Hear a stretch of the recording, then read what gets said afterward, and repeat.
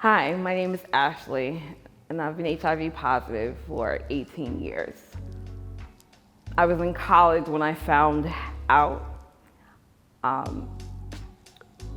Even prior to that, when I was 16, I was sexually abused. I didn't know how to deal with that. And because of not having the support I needed to get through that, I dealt with it in a way that I didn't know how to deal with it. So I ran to the same thing that hurt me, which was men and sexuality. And shortly after a period of time, I was in college and I donated blood, and they tested me for a number of different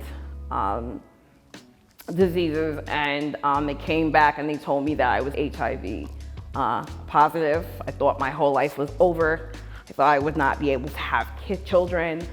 I thought nobody would love me, accept me. I struggled at that point to love and accept myself. And I felt like I was very alone in this world. I felt people were gonna be ashamed to be next to me, to be with me. I felt like I was walking with the bubonic plague. I was grateful enough to have some good support as far as friends and family. When I disclosed, they were really supportive. But I was able to reach out for the help and support that I needed. But when it came to my romantic relationships, it always took a turn for the worse, because I always thought I had to accept whoever accepted me because of my HIV. And that took me down a really slippery slope. I, married somebody who just, because they would marry me. And subsequently enough, it led me to my second divorce. And even with that divorce, I gratefully had a child who was HIV negative, and I was so grateful and found a semblance of happiness. And then life happened that my son's father had mental illness that was not properly supported, and because of his mental illness, he hurt our child.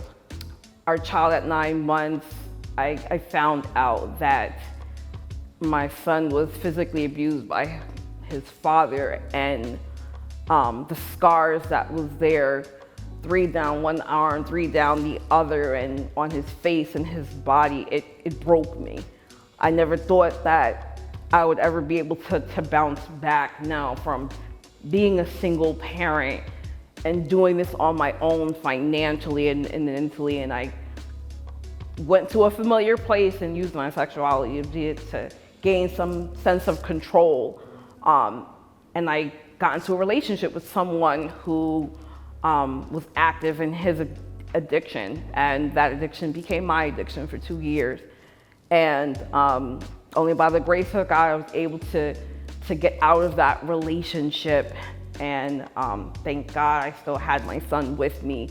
And there was a time when I really didn't know where I was going to be or what would come of my situation, but I kept on reaching out for support and help. When I was able to recognize that I needed more support, I found a 12-step program that could help me with my addiction. I found healing support from clinicians. I developed over time a full toolbox of tools that when I needed it, it was there for me.